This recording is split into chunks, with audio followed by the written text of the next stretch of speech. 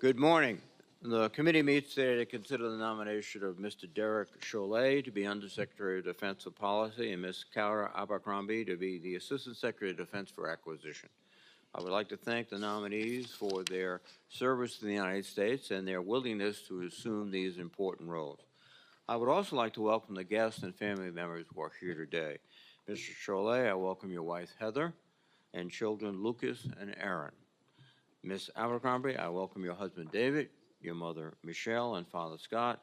I also want to recognize your daughter, Audrey, who I know is very proud of her mother.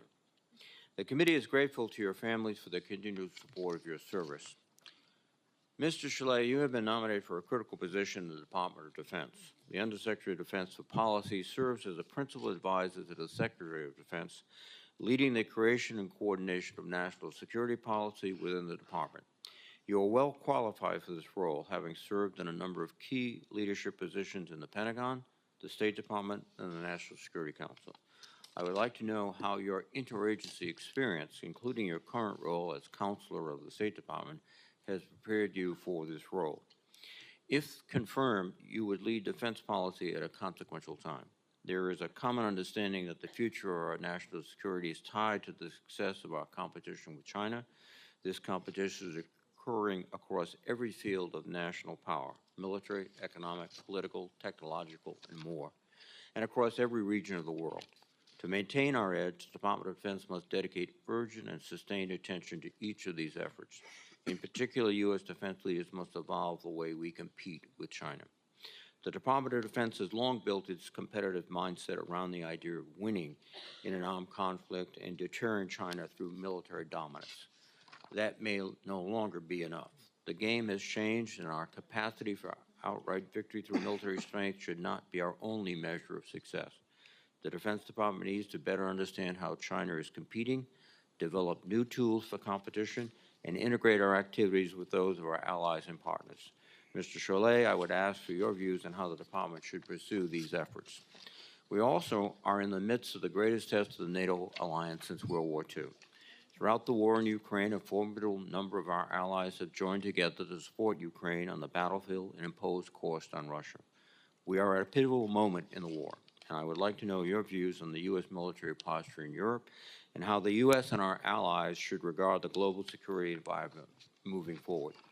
Indeed, all of our potential adversaries, including China, Russia, Iran, and North Korea, are seeking ways to win without fighting against the United States. The department recently published its joint concept for competing, which asserts that strategic competition is, I quote, an enduring condition to be managed, not a problem to be solved. I would ask for your opinion on how this should be pushed the department to pursue every available opportunity to advance our national interest, including through smart investments in infrastructure and technology. Ms. Abercrombie, you are nominated to be the Assistant Secretary of Defense for Acquisition. If confirmed, you would serve as the principal advisor to the Undersecretary of Defense for Acquisition and Sustainment, advising the Undersecretary on the Defense Acquisition System, acquisition policy, and contracting. You bring an extensive record of government service to this role, including decades of leadership experience throughout the Department of Defense. I would like to know how your background has prepared you for this position and how it would inform your approach to defense acquisition. If confirmed, one of your highest priorities must be streamlining and expediting the acquisition process. We need to field equipment to our warfighters quickly while also ensuring acquisitions remain on budget. Although some progress has been made in recent years, the department acquisition process still remains on the Government Accountability Office's high-risk list. I would like to know how you plan to implement acquisition policies and reforms, such as the adaptive acquisition framework, to speed up the process. Finally, in order for the department to more effectively acquire defense weapon systems, you will be responsible for improving the data available to the department. This should include securing access to the necessary data rights or intellectual property, as well as better understanding cost, pricing, and contractual data. Ms. Abercrombie, I would like to know how you would plan to address each of these issues. Thank you again to our nominees. Let me now recognize the ranking member, Senator Wicker. Thank you, Mr. Chairman. Today we're here to consider two positions that are among the most important in the Department of Defense. I want to welcome you, Ms. Abercrombie, as well as your family. I also welcome Mr. Chollet and your wife and children. Glad to have you here today. It's worth setting some context as we begin this hearing. Recently, the Marine Corps Commandant, General Eric Smith, noted that our country is in something of an interwar period. He's right, and if we continue our current course, we risk transforming this moment from an interwar period to a pre-war period. I think we need to act and act quickly to prevent a war. As we face a growing threat from communist China, we need to pursue a policy of peace through strength. Strength. Unfortunately, when it comes to addressing our deterrence gaps, the current administration demonstrates a lack of urgency. It was President George H.W. Bush who said, when it comes to national defense, finishing second means finishing last. I agree with the former president, and right now we are finishing last when it comes to the military balance in the Western Pacific. So we must act quickly. Ms.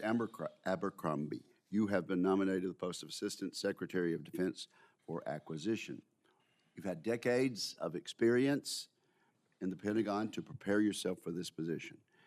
I hope I can receive your commitment to work together to accelerate many of our most important procurement programs. For example, we need to work together on Harpoon anti-ship missiles. So let's talk about that.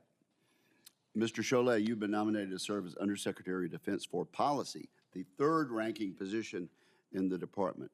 You will advise the Secretary on some of our most sensitive national defense matters, and you will apprise Congress of the department's work. Mr. Chollet, the recent Undersecretary of Defense for Policy recently deflected House and Senate oversight efforts, made partisan comments unbecoming of his station, and demonstrated low regard for the authorities under the Constitution of the legislative branch. Many of his patterns of conduct were foreseeable given his public record. The Senate Republican Conference subsequently voted against his confirmation. Members on my side of the aisle have many questions still unanswered from his tenure. Mr. Chollet, I would like you to articulate what you understand your relationship with Congress ought to be and how you intend to repair the degraded relations with Congress, particularly on this side of the aisle. The important post to which you've been nominated requires someone with discretion and sound professional judgment. Mr. Chollet, you exhibit an indisputably impressive record of public service. Yet I need to note that you've also made several comments in the past that cause me some concern, and I hope you can clarify them for me today. You have trivialized the situation on our southern border. You've claimed that the institutional military is infected by systemic racism. And you've suggested that our decision to leave Afghanistan was strategically sound, and these are just some of the disturbing comments. As this process moves forward, senators are going to have to consider whether these views are appropriate. Many senior general and flag officers have told this committee we are in the most dangerous moment since World War II.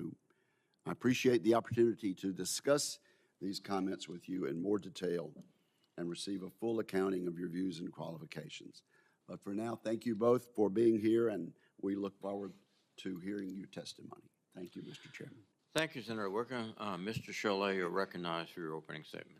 Well, thank you, Chairman Reed and Could you bring that microphone as close as possible? And Ranking Member Wicker and distinguished members of the committee. I really appreciate the opportunity to appear before you today. I'd like to thank President Biden for my nomination and Secretary Austin and Deputy Secretary Hicks for their confidence in me.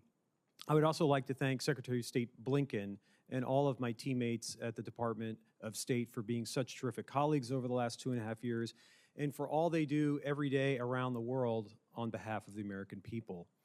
But most importantly, I would like to thank my family, without whom I would not be here today. And that starts, of course, with my parents, who are watching from home in Nebraska, to my brother and sister, to my terrific in-laws.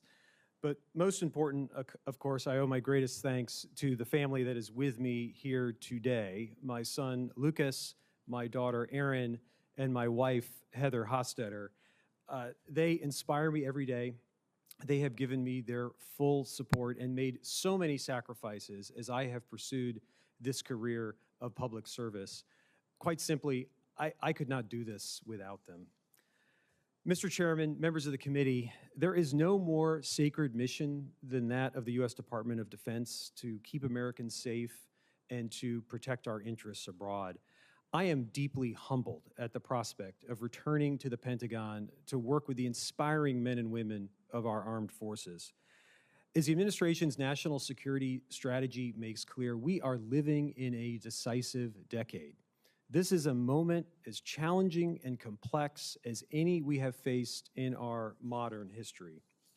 Foremost among those challenges is the pacing threat posed by the People's Republic of China, the one country today with both the intent and the growing capability to remake the world order that we helped create. At the same time, we must also address what the National Defense Strategy correctly calls as the acute threat posed by Putin's aggressive Russia. And Mr. Chairman, members of the committee, if confirmed, I will continue this administration's work to provide military support to Ukraine and rally the world for Ukraine's self-defense. This has been an unprecedented effort in which Congress has been an indispensable partner. But as we all heard last week from President Zelensky during his visit here to Washington, our work is not yet over. We also must remain vigilant against persistent threats posed by countries like North Korea and Iran, supporting diplomacy by maintaining a robust deterrence, working with allies and partners, and being prepared to take action when necessary to protect our troops and defend our interests. Our forces must be as modern and capable as possible. That means having an urgency to invest and innovate, whether that's ensuring that our undersea warfighting capability remains second to none or continuing to lead on AI. It also means having a safe, reliable, and effective nuclear deterrent, investing in our triad so it remains robust and credible in the eyes of both our adversaries and our allies. Mr. Chairman, members of the committee, to be successful in meeting these and so many other challenges, we must work together. Inside the executive branch, that means the Defense and State Departments working hand in hand as one team to marry force and diplomacy, which, given my experience in both buildings, I believe I can help do. Inside the Pentagon, that means working closely with the Joint Staff, the combatant commands, our service chiefs, and all of our warfighters to get them what they need and to make the best possible decisions. But no less important, working together means forging a close partnership with all of you on this committee and the Congress as a whole. I have long admired this committee's bipartisan commitment to our national security and its thoughtful and forward-thinking oversight of our military. Throughout my career, I have tried to live up to this example of bipartisanship in our national security. It's an example set by the two secretaries of defense in which I previously worked, Secretary Panetta and Secretary Hagel, and I know it is a priority for Secretary Austin today. I am proud and humbled to have received the public support from nearly 36 senior national security professionals who have served in the past 4 Republican administrations. These are former bosses, mentors, colleagues, and friends of mine. So, Mr. Chairman, members of the committee, you have my word that if confirmed, I will treat you as the full partner that you need to be straight with you, to be accessible, to be responsive in a timely manner, and to be as transparent as I can possibly be, all in our common effort to meet our shared objectives to make this country safe, secure, and prosperous. Thank you, and I look forward to your questions. Ms. Abercrombie, please. Good morning, Chairman Reed, Ranking Member Wicker, and distinguished members of the committee. It's an honor to appear before you this morning. I am humbled and grateful to have been nominated by President Biden to serve as the Assistant Secretary of Defense for Acquisition. I greatly appreciate the trust that he, Secretary Austin, Deputy Secretary Hicks, and Undersecretary LaPlante have placed in me. And thank you for your consideration of my nomination. I'd also like to thank the committee for your tradition of bipartisan support for the Defense Department. In this decisive decade, when the United States military must deter further Russian aggression, as well as an increasingly capable People's Republic of China, all while mitigating and protecting against threats from Iran, North Korea, and violent extremist organizations, continued bipartisan support is essential. I'd also like to take a moment to thank my family, whose love and support have carried me to this moment. My parents, who are here today, both instilled in my brother and me the spirit of service from a young age. I'd like to thank my brother, who retired from the Army this year. He's been a source of inspiration throughout my career. Most of all, I want to thank my husband, David, who's here today, and our daughter, Audrey, for their steadfast love and encouragement to go for the challenging jobs, even when it has meant sacrifice at home. I'd also like to thank the many mentors who've helped guide me over the course of my career and the distinguished public servants I've had the privilege to work alongside at the National Security Council and in the Department of Defense. I joined the Department of Defense as a Presidential Management Fellow 20 years ago, with no expectation I would stay more than a few years. But the sense of mission and purpose, particularly in the shadows of the 9/11 attacks, pulled me in. And it is this sense of mission that motivates me to pursue this position in acquisition. Acquisition policy has always been extremely important to the department's function, but has taken on greater significance in today's dynamic security environment. As warfighting has expanded into newer domains like space and cyber, with innovation moving at an increasingly rapid clip, and with new technologies being developed by non-traditional sources, we cannot be satisfied with business as usual. We no longer can wait decades to bring programs to fruition. Our ability to deliver capability to the warfighter rapidly is absolutely critical to ensuring the United States military remains the finest fighting force in the world. And as the nature of warfighting evolves, so must our acquisition policy become more agile, more responsive, and able to procure new capabilities from a variety of suppliers. I believe my 2 decades of government service have prepared me well for this position. I've served in multiple senior roles in the department, building and leading teams to tackle a diverse range of issues, from deepening defense partnerships in Asia to revamping management of the security cooperation workforce. In my current capacity at the National Security Council, I have worked closely with leaders across the department, helping translate presidential national security policy objectives into concrete actions. I have a deep understanding of defense strategy and policy and the outcomes we need our acquisition policy to achieve. In my years of working with our military, as well as the militaries of our allies and partners, I have seen firsthand how the limitations of our acquisition system and of our defense industrial base, such as severe barriers to entry for non-traditional suppliers, supply chain and production delays, and workforce recruitment, retention, and training challenges, create complications not only in getting capability to ourselves, but to the partners we need to fight alongside us. I have an intimate knowledge of the department and its processes, and a proven track record of working with and across department components to get things done, meeting objectives within defined timelines.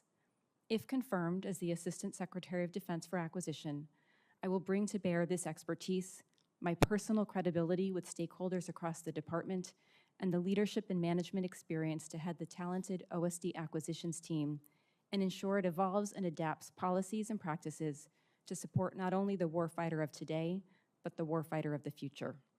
I commit to this committee that I will ensure the Department of Defense embraces flexibility, adopts new approaches to enable speed and scale, bringing the best capability to the warfighter from a diverse range of providers, all while maintaining good oversight and transparency and providing value to the U.S. taxpayer. Chairman Reed, I pledge to do this in close partnership with stakeholders if confirmed, with the committee across the department, and certainly with our industry partners as well. If confirmed, I pledge to work closely with this committee to maintain open lines of communication and to provide the transparency that you require to exercise your oversight. Thank you, and I look forward to your questions. Thank you very much. I have a series of standard questions for all nominees. You may respond together appropriately. Have you adhered to applicable laws and regulations governing conflicts of interest? Yes. Yes. Have you assumed any duties or taken any actions that would appear to presume the outcome of the confirmation process? No, Senator. No, Senator. Exercising our legislative and oversight responsibilities makes it important that this committee, its subcommittees, and other appropriate committees of Congress receive testimony, briefings, reports, records, and other information from the executive branch on a timely basis. Do you agree, if confirmed, to appear and testify before this committee when requested? Yes, Chairman. Yes. Do you agree when asked before this committee to give your personal views, even if your views differ from the administration? Yes. Yes, Senator. Do you agree to provide records, documents, and electronic communications in a timely manner when requested by this committee, its subcommittees, or other appropriate committees of Congress, and to consult with the requester regarding the basis for any good faith delay or denial in providing such records? Yes. Yes. Will you ensure that your staff complies with deadlines established by this committee for the production of reports, records, and other information, including timely responding to hearing questions for the record? Yes. Yes. Will you cooperate in providing witnesses and briefers in response to congressional requests? Yes. Yes. Will those witnesses and briefers be protected from reprisal for their testimony or briefings? Yes. Thank you very much. Mr. Chollet, we are engaged in supporting the government of Ukraine, and which for them, and I think for us, is an existential conflict. The administration did a remarkable job in assembling a strong worldwide coalition, but particularly NATO. What would be the impact if we began to cut off funding to Ukraine, both to the Ukrainians and to our alliance? Chairman Reed, thank you for the question, and thank you for the time you gave me the other day in your office. I enjoyed the discussion. The impact if the U.S. were to stop providing significant support to Ukraine would be devastating. It'd be devastating, first and foremost, to Ukraine, which is putting good use of this assistance we've been providing them, but also to this very, very impressive alliance that has been formed over the last 20 months. 50-some countries are contributing in some way to the effort in Ukraine, and these are countries not just from Europe. These are countries all around the world that are providing some form of military assistance. We are leading by example. We are doing the most thanks to Congress's strong support here. And so I think it is absolutely vital that we maintain our robust assistance to Ukraine. Thank you. Ms. Abercrombie, sort of working backwards, particularly in the Indo-Pacific, we could have situations where we have equipment that needs to be repaired, but the prospect of getting civilian contractors into islands in the Philippines is not that feasible, which drives me to the point I'd like to make is that we have to be able to fix those types of equipment in very difficult circumstances. That means we need the intellectual property, we need the data, which the companies now routinely keep. And I think also you might comment on whether this would help us with respect to sustainment costs if the work is being done by military personnel and not exclusively by contractors. Go ahead. Chairman Reed, thanks for raising this very important question, and thank you for the time in your office last week. So I agree, intellectual property rights are something that the department must take a new approach to. It's different than we have done in the past. And I do believe that the department is moving in the right direction.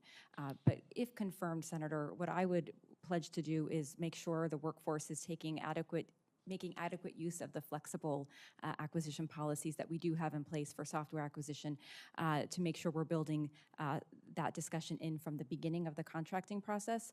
I also think there's a way to work in partnership with industry to make sure we can have that IP access to do just precisely what you have suggested, which is to give the warfighter access in the field in the time of need without infringing upon industry's investments in the intellectual property itself.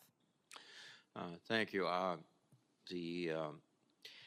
One of the senses I have is that the COCOMs have really specific graphic and information about what they need. In your role, will you stay in close contact with the COCOMs? In fact, some of them have resources to develop systems that might be very effective if it's deployed throughout the service. Will you maintain that kind of close cooperation? Senator Reed, yes, if confirmed, I think it's my duty to make sure I've got good connections with all the sources of innovation across the department, including the COCOMs. Thank you. Mr. Chollet, China is the pacing threat. Taiwan is the most significant issue among many that divides us. Our strategy so far has been deemed strategic ambiguity. People have suggested we abandon that and declare much more forcefully and explicitly our commitment to Taiwan.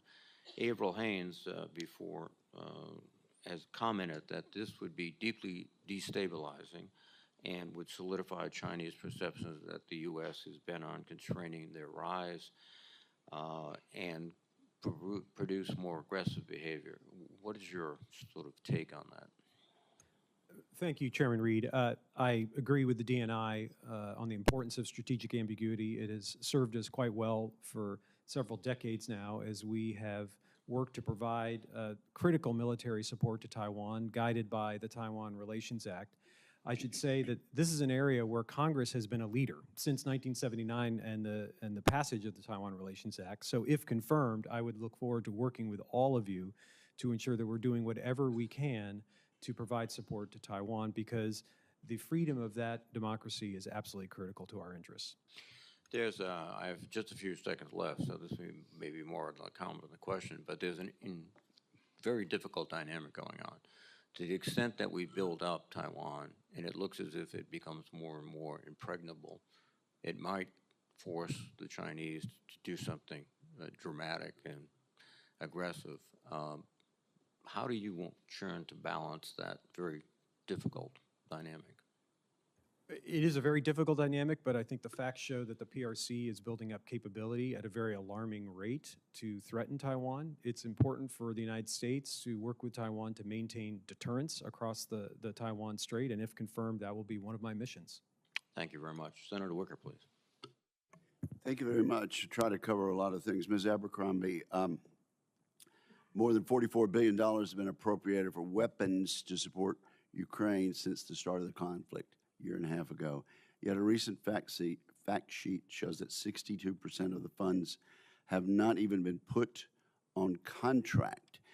Do you think this is correct? And if confirmed, will you take steps to clear this backlog as soon as possible?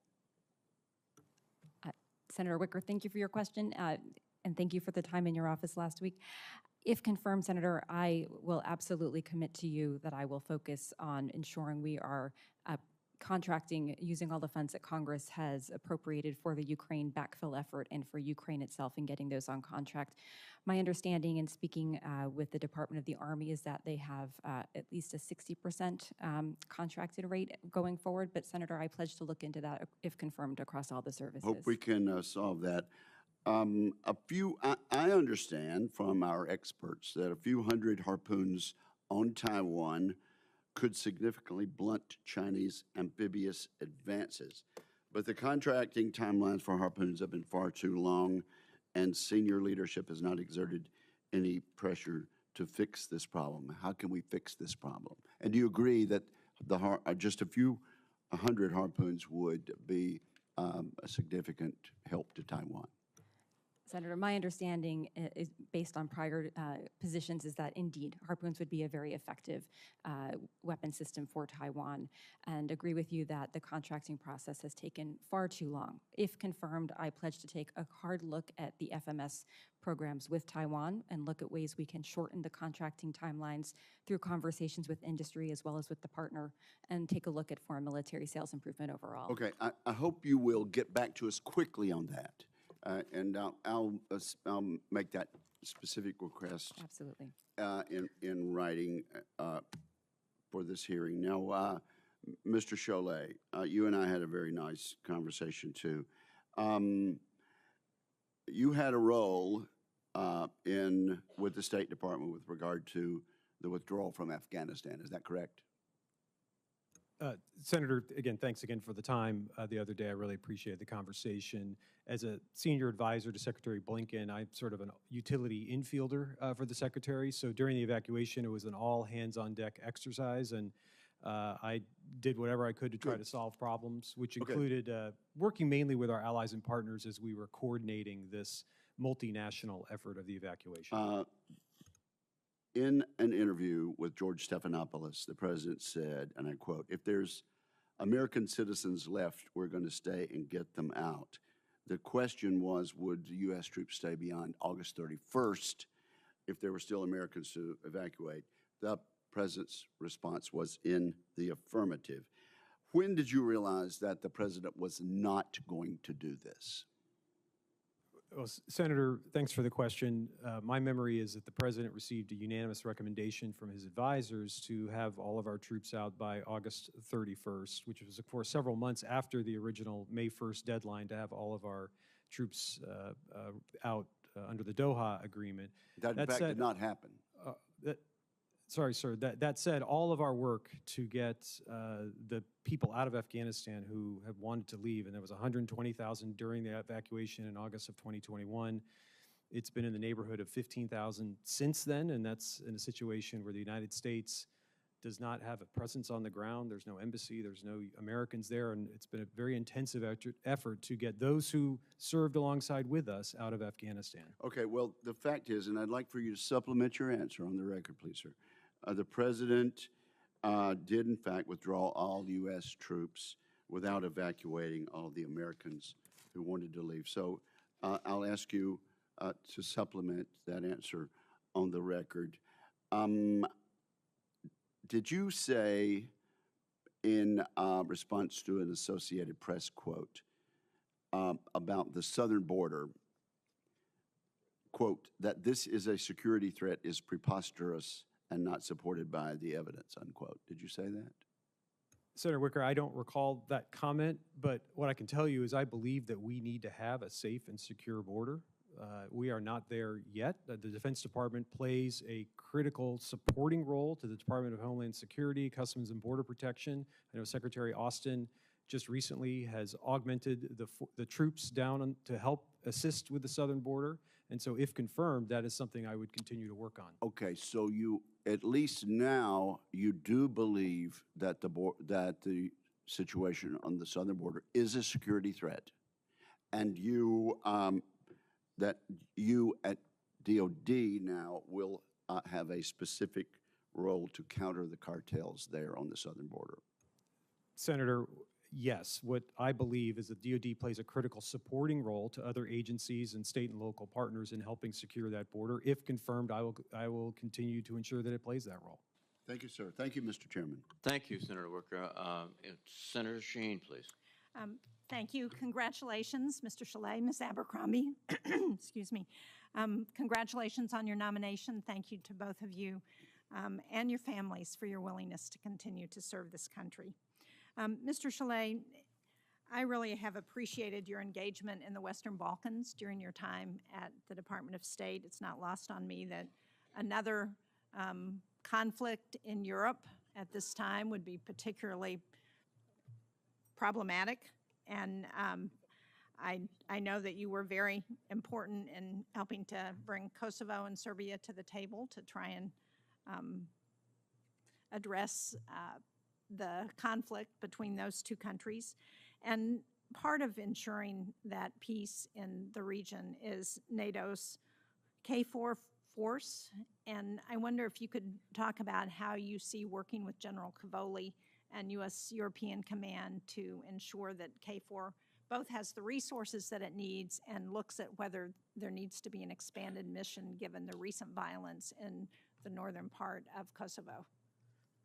Senator Shaheen, thank you again for the question. Thank you for all of your leadership in this effort, because the engagement of the Congress in the Western Balkans has been absolutely critical to our overall efforts. Unfortunately, the situation across the Western Balkans remains very unstable. As you know, we both had the opportunity to see the Bosnian foreign minister a few days ago, who said to me, we need to be worried about a Russian bear being in the belly of Europe. And so instability in the Western Balkans would not stay in the Western Balkans. And so that's why it's important for all of us to work to see that we can bring lasting peace to that region. The situation in Kosovo and Serbia has been troubling for some time, and there was another flare-up of violence over the weekend. I spoke just a few days ago with the president of Serbia, as well as the prime minister of Kosovo, to try to tamp down some of those tensions. But the important role that the Defense Department plays in supporting KFOR, the NATO mission in Kosovo, which is helping to keep the peace in northern Kosovo, is absolutely essential. So if confirmed, I would work with General Chollet and the entire EUCOM family, as well as our NATO partners, to ensure that we're doing what we need to have enough capability so that KFOR can help keep the peace in this critical part of the world.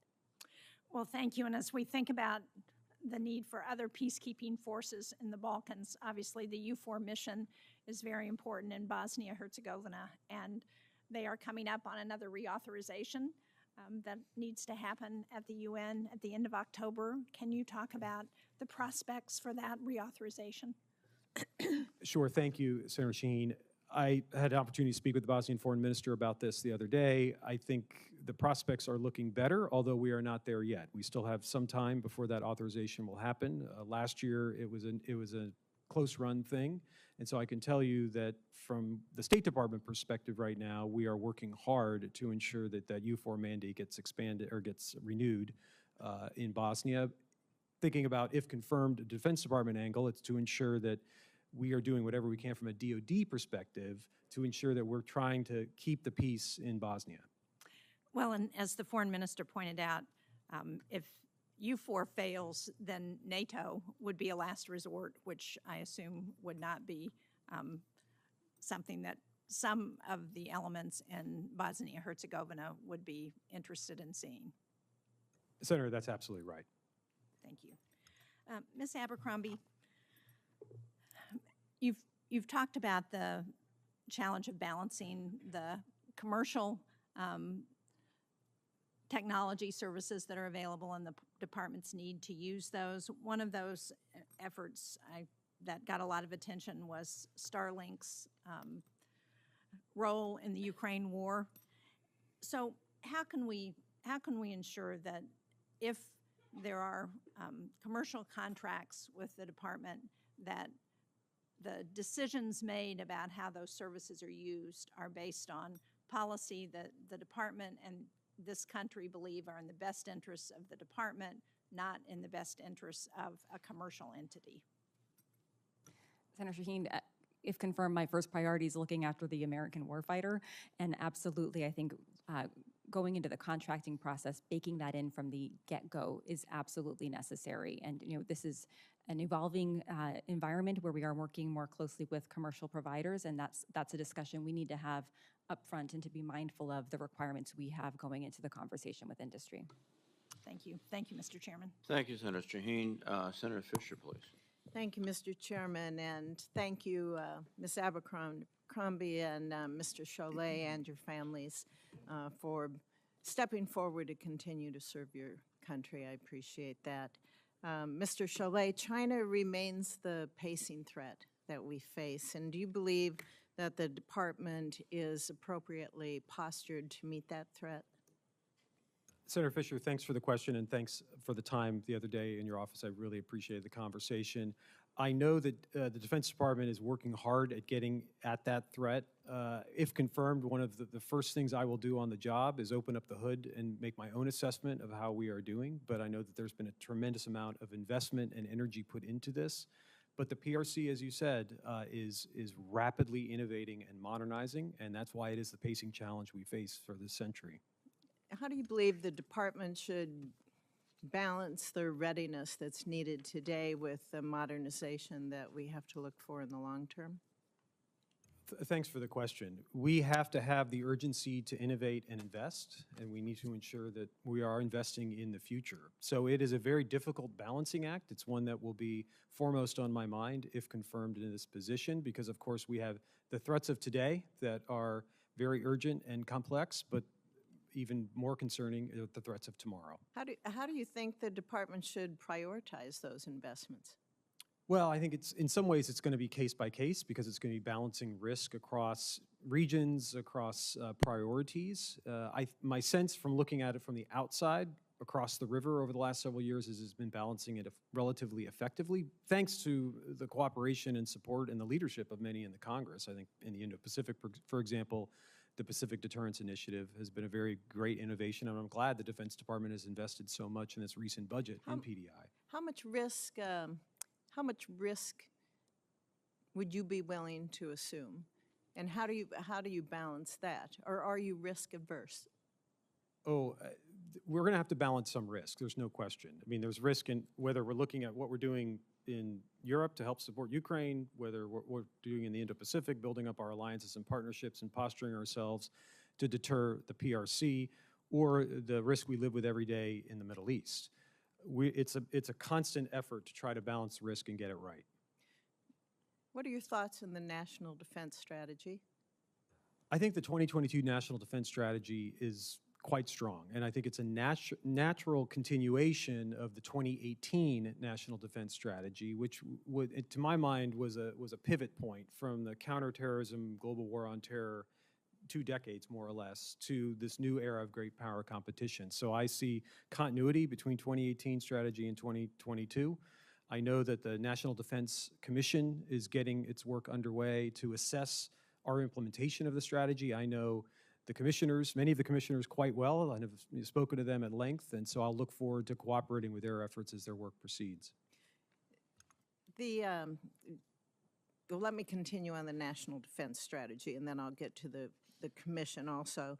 Some of the main tenets that we see in the National Defense Strategy, for example, the importance of campaigning or exercising with partners in the Indo-Pacific, those have been undercut, I believe, by budget requests that don't come close to fully funding these planned exercises. If confirmed, will you advocate for additional resources when they're needed, when you have those discussions with the administration?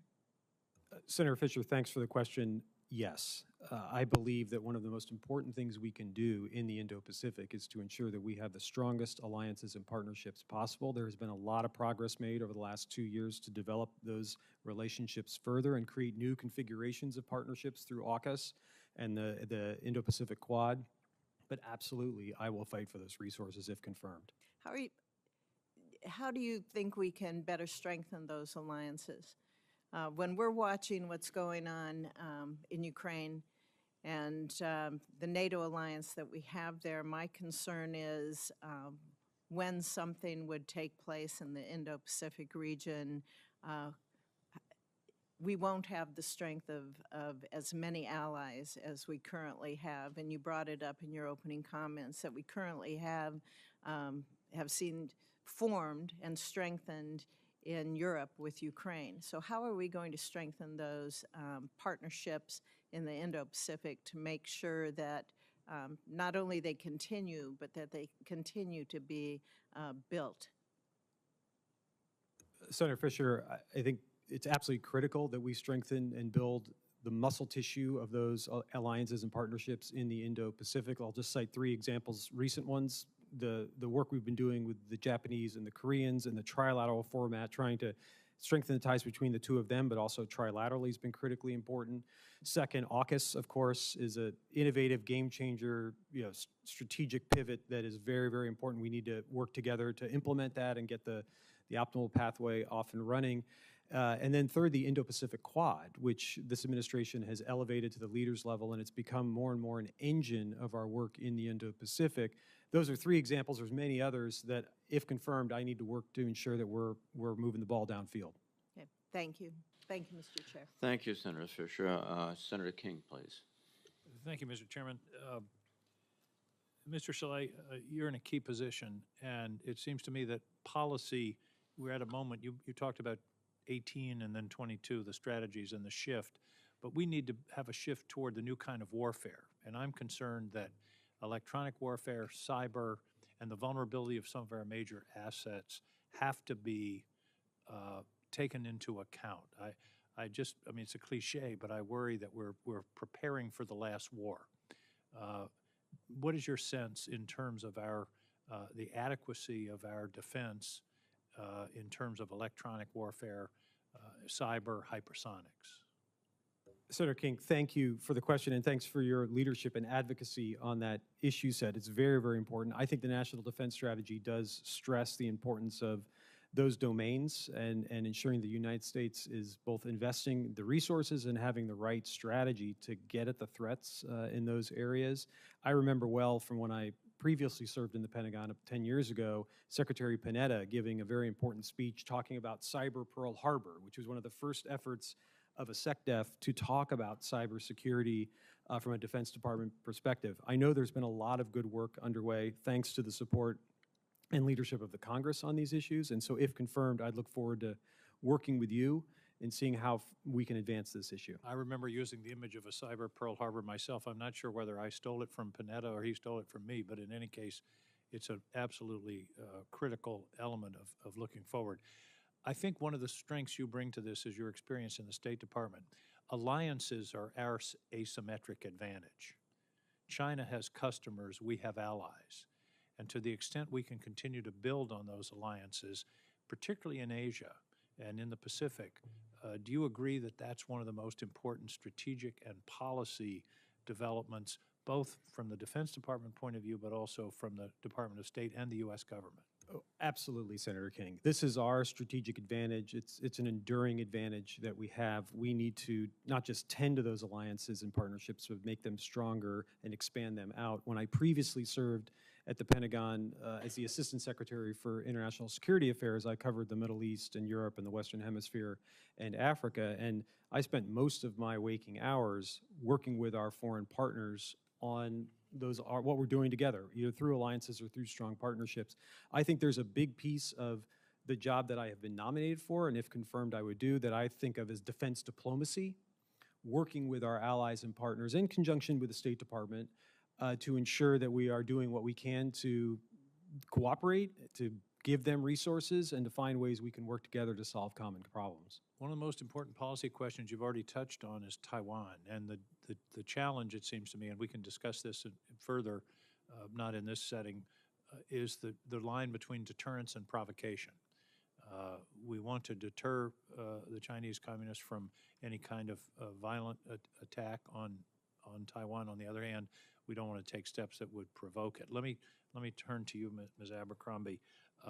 I was trying to get a hold of Tom Tillis's handgun spec, which is an 8-inch stack of paper. We've got to do more off-the-shelf acquisition and not pay ridiculous amounts of money for custom platforms and devices and whatever it is the military needs. Do you agree? Absolutely, Senator. Yes. I think we have so many innovations happening in the commercial sector today that it is incumbent upon the Defense Department to look outside for those developments as well as inside. I hope you start with what can we find off the shelf rather than what can we design and have custom built. I hope that you want to flip that premise. You've touched on this, but I think it's essential that we buy the IP along with the platform. Not just for software, but for the design of a valve, so that my vision is every depot, every hangar, every ship has a 3D printer, and we don't have to wait for somebody to make a missing valve or a missing bolt or something that's necessary, because we don't have very good availability, both in terms of our aircraft and in terms of our naval facilities. So not just IP of software. I hope you'll commit. When you're buying a platform, you should buy the IP for the whole project, so that we can then build on that ourselves. Do you agree? Senator, if confirmed, I will make it a priority to ensure the acquisition community is working to bake that into the contracting process from the outset. Thank you very much. I'll have several other questions for the record. I hope to see you do more work with smaller businesses who tell us the Pentagon is just so much trouble to deal with, they don't submit applications. We're missing a lot of innovations, so please attend to that. Thank you. Thank you, Mr. Chairman. Thank you, Senator King. Senator Cotton, please. Mr. Chollet, in the summer of 2020, you said the Army is a pretty Bubba-oriented system. Do you still believe that? Senator, I think the comment you're referring to was one where I was talking about the importance of leadership and mentorship, and it was a colloquial way of saying that's very, very important. So do you still believe the Army is a pretty Bubba-oriented system? I believe that leadership and mentorship in the Army is critical, as it is critical in all of our services. Do you think that that is a term of praise or a term of criticism? It's a colloquial phrase to talk about the importance of mentorship and leadership. Why didn't you say in that New York Times interview in the summer of 2020 that leadership is important in the Army? Why did you call it a Bubba-oriented system? My recollection is that article was about the importance of having diversity and leadership throughout the armed forces, and I was stressing the importance of leaders making that a priority. The article, you also implied pretty strongly that criticism of Barack Obama's foreign policy was driven in part by systemic racism. Do you still believe that criticism of Barack Obama's foreign policy is in part racist? I think there's no question that there were arguments made about President Obama that were rooted in race, no question about it. Let's consider some of those decisions in which you played a part. You defended strongly the Syrian Red Line fiasco as late as 2016. Do you still believe it was correct for President Obama not to enforce his own red line in Syria?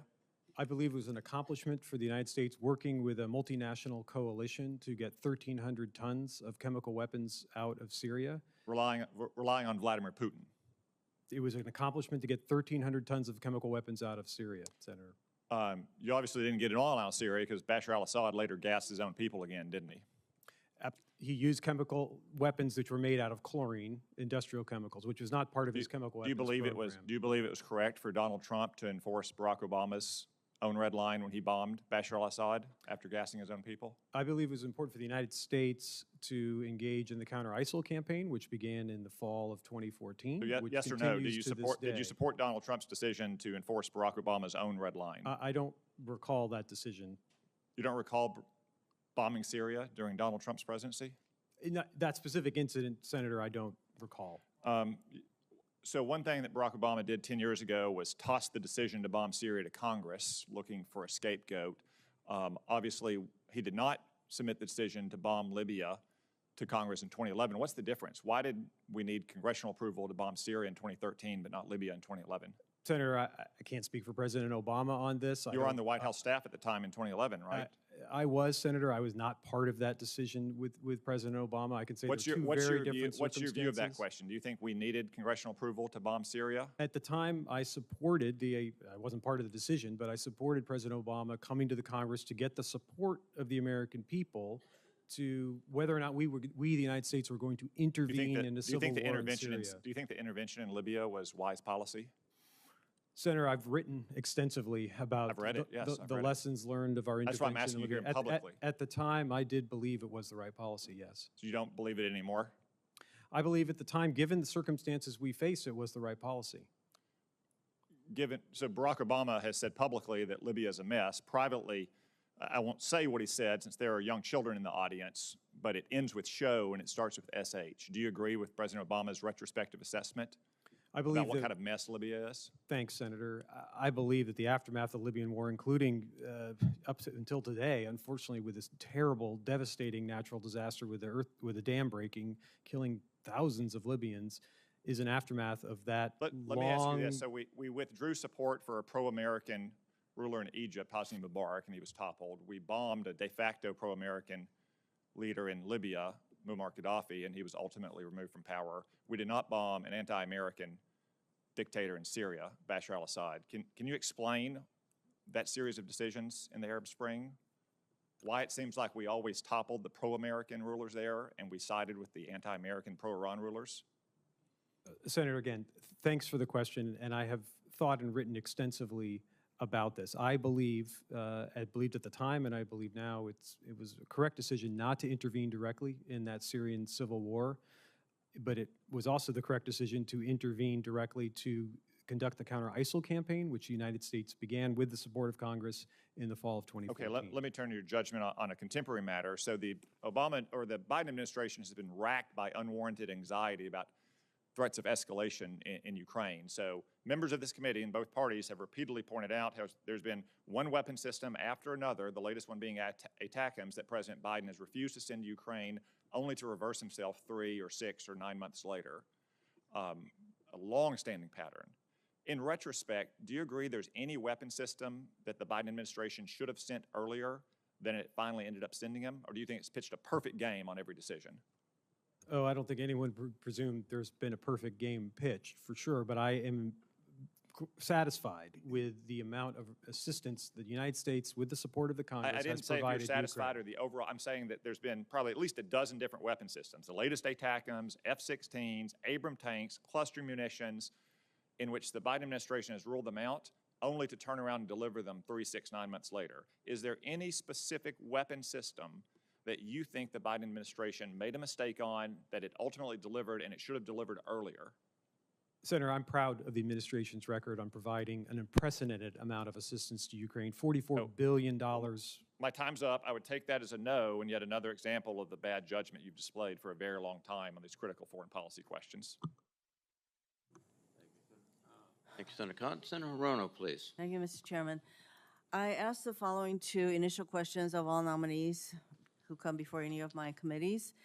So I will ask these questions of you. I will start with Mr. Shallow. Since you became a legal adult, have you ever made unwanted requests for sexual favors or committed any verbal or physical harassment or assault of a sexual nature? No, Senator. Ms. Abercrombie? No, Senator. Have you ever faced discipline or entered into a settlement related to this kind of conduct? No, Senator. No, Senator. For Mr. Chollet, the compacts of free association and the monetary assistance within them are inextricably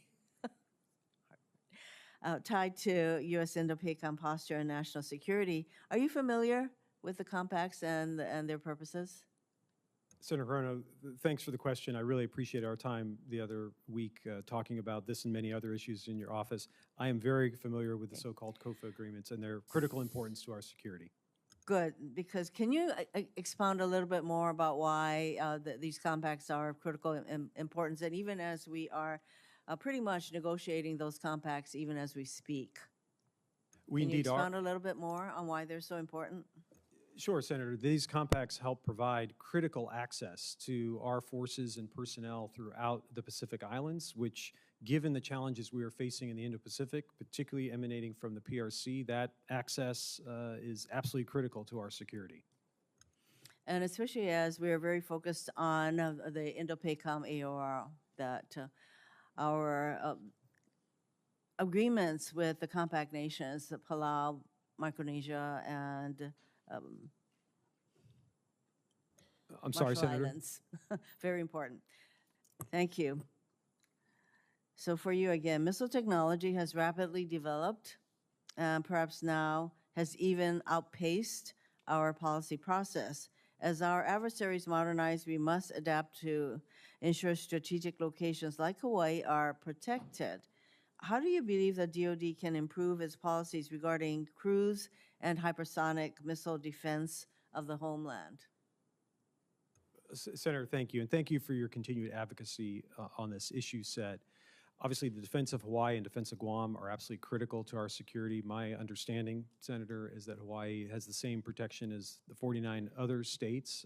And I know the department has been making some critical investments in upgrading our missile defense posture to cover Hawaii. If confirmed, I can pledge to you that I will continue to remain very focused on this, and we'll look forward, if confirmed, in working with you and your team to ensure we're doing what we need to do to ensure Hawaii's protection. Thank you very much, because there was a time when there was a particular kind of radar system that was going to be placed in Hawaii, and that is no longer the case, and that is why I continue to pursue missile defense of Hawaii, and I will work with you, of course, should you be confirmed. For you again, I introduced a bill last year to establish embassies in several Pacific Islands, so I particularly appreciate the administration's announcements at the Pacific Island Forum Summit this week. Improving relationships in the Pacific, both diplomatically and with military-to-military engagements, is foundational to national security. If nominated, well, you have been nominated, how would you use your State Department and DoD experience to build on DoD's efforts in campaigning and demonstrating our commitment to allies in the region? Thank you, Senator Hirono. Our work to strengthen our partnerships with the Pacific Islands has been quite intense over the last year. President Biden, as you noted, just on Monday, hosted his second summit of Pacific Island leaders. Secretary Blinken, just 2 days ago, met with the Pacific Island leaders from Palau, the Marshall Islands, and Micronesia to talk about the COFA process. So I can tell you, if confirmed, I would certainly carry this effort forward at the Pentagon, because this is a critical set of relationships for the Department of Defense. The State Department has been in the lead in negotiating these agreements, but the benefits are really with the Department of Defense. And I think that the more we are diplomatically engaged, not just militarily engaged with our island nation friends, it's important because, for example, places like the Solomon Islands, China is very much engaged in what is going on there. And I would note that with regard to the COFA negotiations, we need to complete our agreements with the Marshallese. And my hope is that we're going to see our way through to enable them to sign on to this 20-year compact that is critical to our national defense. Thank you, Mr. Chairman. Thank you, Senator Rono. Senator Rounds, please. Thank you, Mr. Chairman. Ms. Abercrombie and Mr. Chollet, first of all, thank you to both of you for your service to our country. Mr. Chollet, we discussed the impact of auctioning off the 3.1 to 3.45 gigahertz band of the spectrum and the impact it would have on DoD capabilities when you were in my office briefly. Most importantly, we have now asked 22 separate uniformed officers in a row about their opinion as to whether or not that particular part of the spectrum should be sold or shared with commercial interests. Not one of them has been supportive of that approach. In fact, the Navy stated that transitioning the systems operating on the lower band would cost over $260 billion. Additionally, the impact to Homeland Defense would be dramatic and span several decades. Based on your knowledge of this issue and the testimony of senior uniformed officers, what would be your advice to the Secretary of Defense on the auctioning of the 3.1 to 3.45 gigahertz portion of the spectrum? Thank you, Senator Rounds, and I really appreciate the time you gave me the other day speak in your office. First, and also thank you for what you have been doing to champion this issue and make sure that we all understand the implications of the importance of this part of the spectrum. Based on everything I have heard, I would associate myself with the concerns that have been expressed to this committee about the auctioning off and the importance of that part of the spectrum to our national security. And so I would advise the Secretary to tread very carefully here. And I know that there's been a report done that I have not yet had a chance to see. If confirmed, I would ask to see that on day one to better understand about how we can move forward on this, but I fully appreciate the national security implications. Okay, thank you. Let me just ask, and Ms. Abercrombie, I've appreciated the discussions that we have had. I don't have a lot of questions for you today, but I do want to follow up Mr. Chollet with a couple of questions, specifically with regard to reports. I agree that that report needs to come out, and I think the more we share, you've indicated that you would be very open in sharing the information back and forth. You currently, in the Department of State, have the opportunities to share information as well. You've already had a beginning discussion with regard to what happened in Afghanistan, and I don't think there's anybody that thinks that that was a perfect operation in any way, shape, or form. We were able to discuss briefly in our office the withdrawal from Afghanistan, and as I mentioned before, many of us still have unanswered questions about the sequence of events and decisions that were made over a period of time, literally of months and days. As the State Department's counselor, do you commit to making the State Department's classified after-action report on Afghanistan available to the members of this committee? Well, thank you, Senator, for the question, and you're absolutely right. We need to have accountability and learn lessons from not just what happened in August of 2021, but the 20-year war that the United States fought with Afghanistan. Look, I'm going to run out of time, but this is important because you're moving into a position in the Department of Defense where you're going to be making policy recommendations. Part of that means sharing good information with members of this committee to either gain support or to literally revisit whether or not those recommendations are appropriate or not. Pretty straightforward as to whether or not, as the counselor for the Department of State, are you prepared in your current position to make that report available? I'm not asking you to declassify it, but it should be made available to members here so that we can see it. What's your opinion as a policymaker in your current position? Are you prepared to make that available to members of this committee?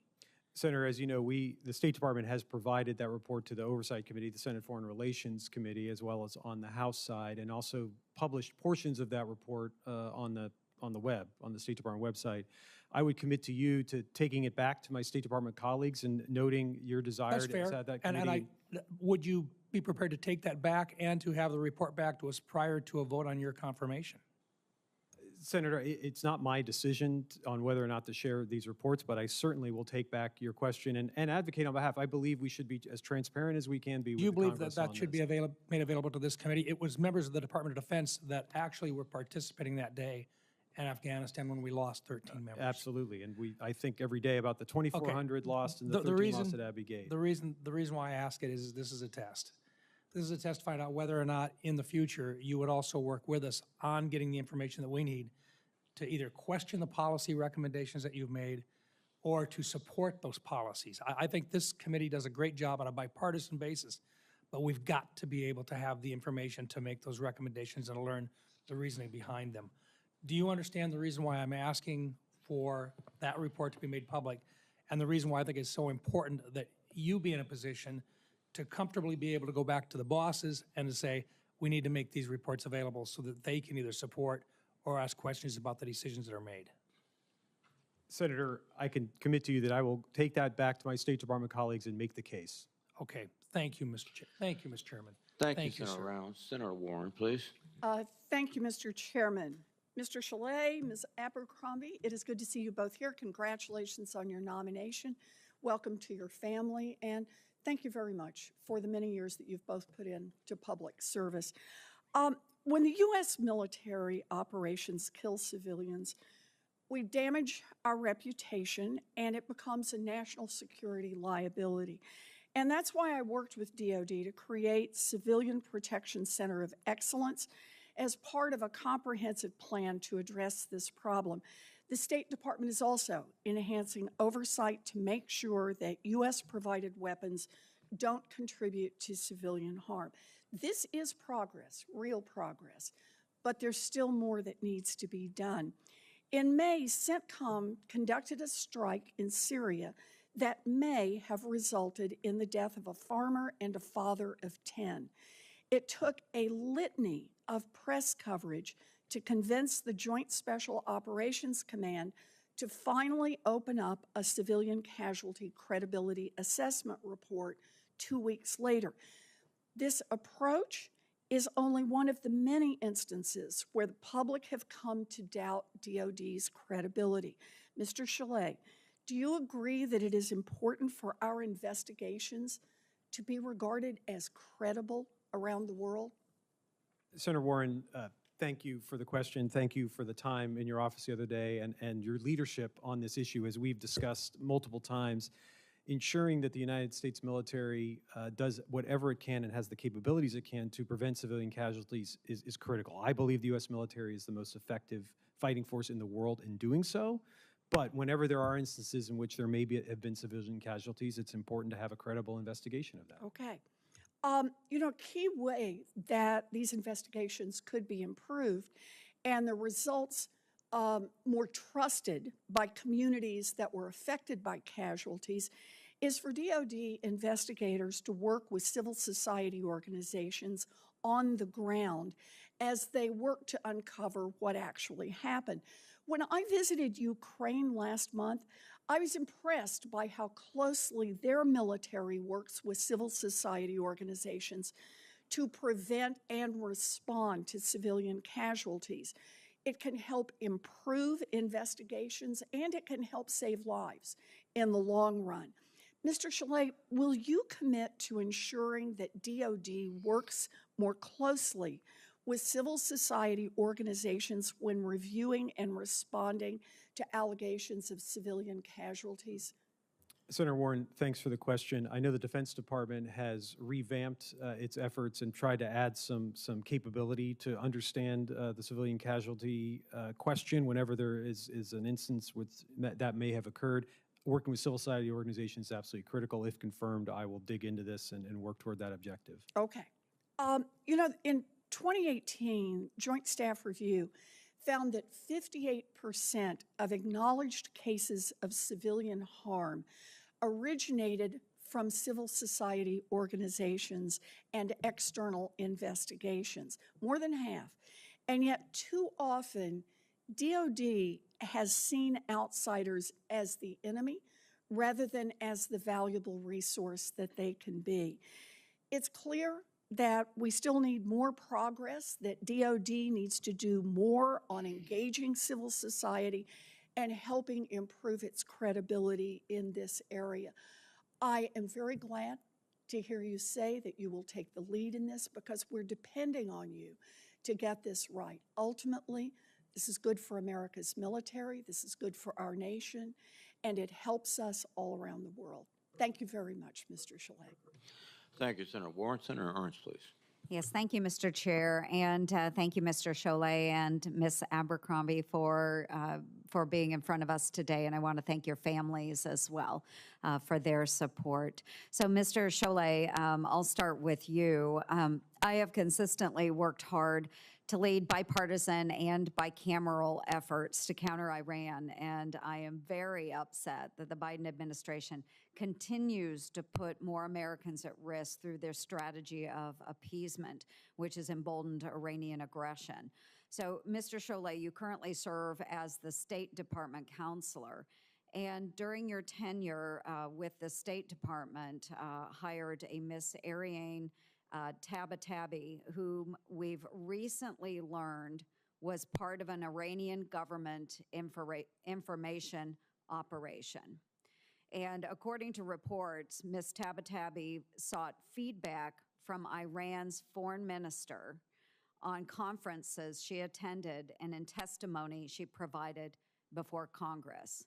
She now serves in the office of the Assistant Secretary of Defense for SOLIC, Special Operations Low Intensity Conflict, which you will oversee if you are confirmed as undersecretary. Do you believe it is prudent to have an individual with a history of conferring with Iranian officials in a highly sensitive role related to counterterrorism and special operations? Thank you, Senator, for the question. I appreciated the time we spent together in your office last week. I know nothing about this particular instance. I only know what I have read in the press. All I can say is, given my experience at the Defense Department as well as the State Department and the National Security Council, anyone who serves in a position of national security has to go through a rigorous background check. But other than that, I know nothing about this episode. Right. So let's talk a little bit about that. So she does have a clearance. Do you believe it would be prudent to suspend her clearance then, pending review in light of these allegations that she participated in an Iranian information operation to mislead the American public? Senator, again, I know nothing about this allegation, so I'm not in a position to comment on it. Okay, it would be my opinion that it should be suspended. And so we'll talk about the security clearance process as well. It's widely known, and you just stated that they go through, a rigorous vetting process. So it's known that security clearances require individuals to report personal interactions with foreign equities. And as the chief advisor to the Secretary of State, you have access to records of State Department employees. And you've stated, to the best of your knowledge, then that this individual, Ms. Tabatabai, disclosed this relationship when she worked for you at the State Department, or not? Senator, I have no knowledge of this case at all. I would assume that all of the normal procedures were followed here, but I don't have any direct knowledge of that. So I would then suspect that maybe she didn't disclose this information, but we need to find this out. And again, because we don't know this, I think the clearance should be suspended. So if confirmed, do you commit to sharing Ms. Tabatabai's security clearance information with this committee? Senator, thanks for the question. If confirmed, I'm not sure I would have the authority to do that necessarily, but if confirmed, I would pledge to you that I would look into any instance in which there's questions about the security inside the Office of the Undersecretary of Defense for Policy. And if confirmed, what actions do you intend to take to prevent department officials from further engaging in unauthorized collaboration with Iranians? Well, Senator, I think it's part of the deal in having a security clearance that one does not do that. So I would expect that sort of behavior would stop if it was ever uncovered. I would expect that as well. Mr. Chollet, Iran continues to threaten U.S. military personnel in the Middle East and remains intent on assassinating American citizens here in the United States. Why is it acceptable, in your view, for the administration to continue offering Iran substantial sanctions relief while Iran continues to target American citizens for murder? Senator, I think one of the foremost responsibilities I would have, if confirmed for this position, is ensuring that we are doing whatever we can to deter Iran and push back from its malign behavior across the board in the region and around the world. I think we have restored some degree of deterrence over the last several months. There's not been an attack on our forces in Syria since March. There's not been an attack on our forces in Iraq for over a year. But every day we need to wake up and make sure that we are doing what we can to deter Iran so that they don't think that today's the day. Yeah, and obviously, Mr. Chollet, the administration's view of Iran and my view of Iran is very, very different. I know this will be a point of contention as we move forward through your confirmation process, but I appreciate your answers. Thank you very much. Thank you, Mr. Chair. Thank you, Senator. Senator Blumenthal, please. Thank you, Mr. Chairman, and thank you both for your public service and your families. Ms. Abercrombie, I'm deeply concerned about the apparent shortfall that we are seeing in ammunition going to Ukraine. I share, and I've expressed very vocally, some of the reservations about the past administration delivery, sometimes later than we would like to see, of critical weapons platforms, whether they are armored vehicles, tanks, F-16s, and now ATACMS, which I think are vital. But there should be no question that the 155 millimeter artillery shells are needed to produce at a much heightened rate. We're now producing them, I think, at about 1/10 the volume that the Ukrainians are using them. And they're going to run out of them. We're going to run out of them. That's just one example. What would you do in your role as, in effect, the main Pentagon official in charge of acquisition to speed and increase the production of key defense supplies that are needed by the Ukrainians? And would one of those possible measures include building more production capacity in Ukraine? I've spoken to both the White House and I've talked to President Zelensky about it, talked to him in Ukraine when I visited last a number of weeks ago, and here when he visited. And the Ukrainians are ready to build. What they need is the investment to build. They were once the hub of the Soviet Union's defense capabilities, as you know, and they could be again if provided with the capital to do so, and the air defense. So, two questions. What would you do generally, and what can we do to increase the capacity of Ukraine to build its own production capacity? Senator, thank you for raising this extremely important question. I think from the United States standpoint, a robust and resilient defense industrial base is critical, not just in terms of providing us with capability that we need, providing capability to allies and partners, but sending a strong deterrent signal that we can be agile. And so one way we could do that, if confirmed, Senator, in my role, would be signaling to industry the demand signal to expand that capacity by putting things on contract. And to that, I'd like to thank this committee in particular for the multi-year procurement authority authorized last year for munitions. I think that helps the Department of Defense send that demand signal to industry to put some of their own skin in the game to build out capacity. But in terms of working with allies and partners, I think we can see an opportunity for expanding the pie, if you will, working with allies and partners to more broadly expand our collective defense industrial base. And so, Senator, I do think looking at industrial cooperation with Ukraine is a very compelling idea and initiative, and if confirmed, I would look to support that. The President, I believe, announced an agreement, a joint weapons production agreement with the Ukrainian government last week. 3 Ukrainian corporations signed agreements with more than 2,000 U.S. defense companies to rebuild Ukraine's defense capacity. What can be done to expedite those agreements and to arrive at more of them? Senator, yes, I think the White House made that announcement when President Zelensky was here, as you noted. I think one thing we can do is use our engagement with U.S. American industry to facilitate some of those partnerships. We can't make decisions on behalf of industry, certainly, but we can lend the U.S. government support for any potential co-production or Are there co-development changes initiatives. in the Defense Production Act that need to be done to increase both the production capacity in the United States of our own industrial base, as well as those of, for example, our allied nations? The NDAA of 2024 includes now Australia and the UK. Right. But what about Ukraine? Senator, I think if confirmed, I'd pledge you to look into that, working with my colleagues in the Industrial Base Policy Office. Thank you. Thanks, Mr. Chairman. Thank you, Senator Blumenthal. Senator Scott, please. Thank you, Chairman.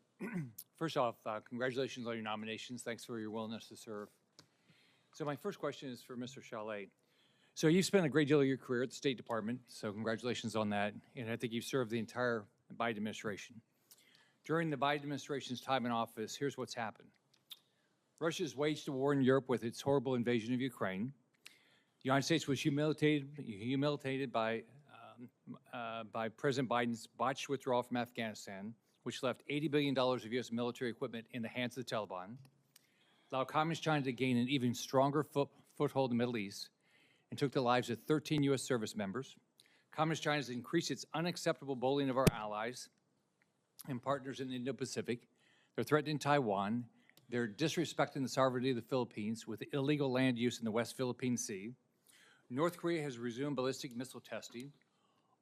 And while all of this is happening, the U.S. military has a hard time recruiting people. I believe these issues are a reflection of unacceptable failure by the civilian leadership at the Pentagon.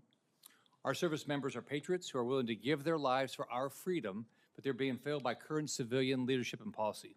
So here's my question. As the number 3 at DOD, what changes would you start making on day one to fix these problems? Well, Senator Scott, thank you for the question.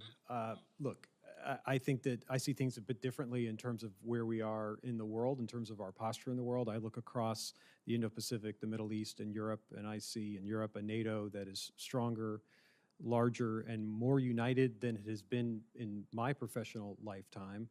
Can I stop you there? Maybe would we be better off if they weren't united and we weren't at war? Oh, I mean, because look, I mean, we're sitting there. Think of how we got war in Europe, right? We're spending billions of dollars, right? So I like the fact that we're unified, but golly, look at where we are. We got people dying every day, and Russia didn't do this before. Well, Russia has done it before. It did it in 2008 in Georgia, and in 2014 in Ukraine, and it's done it again in 2022 in Ukraine. And so, yes, the United States, we tried to prevent this war from happening. We tried to release intelligence to expose what Vladimir Putin was up to. But I think of the result, again, due to, in large part, to U.S. leadership. Let's go back to the question. Would you do something different? Senator, I think there's a very strong foundation in terms of alliances and partnerships around the world that I will seek to build on. But obviously, we're always looking for ways to innovate and go further. So there's nothing you would do different? Well, there will be things I'll do different. China's getting worse, right? North Korea's getting worse. Russia's worse. So there's nothing you would change at DOD?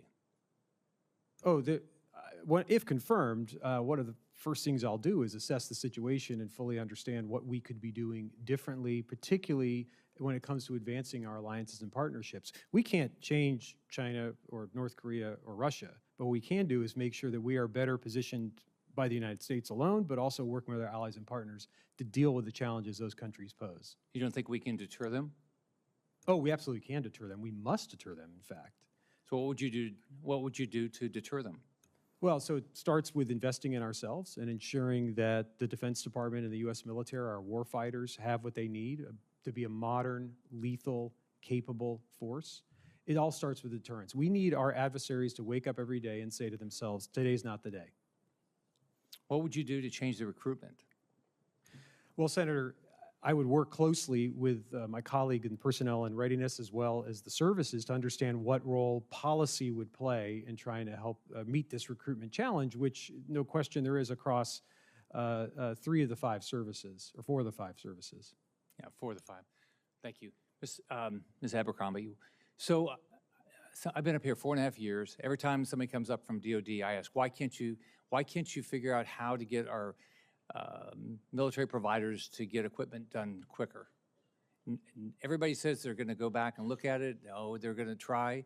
We've passed a whole bunch of changes in the NDAA. Is there a culture problem at the DOD? Why?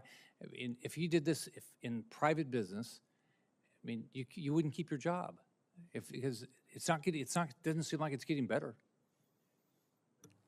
Senator, thank you for the question. I do think DOD has made some improvements in large part due to flexible authorities authorized by, provided by the Congress. And so if confirmed, what I pledge to do is go in and assess, are those new authorities being effectively utilized across the board?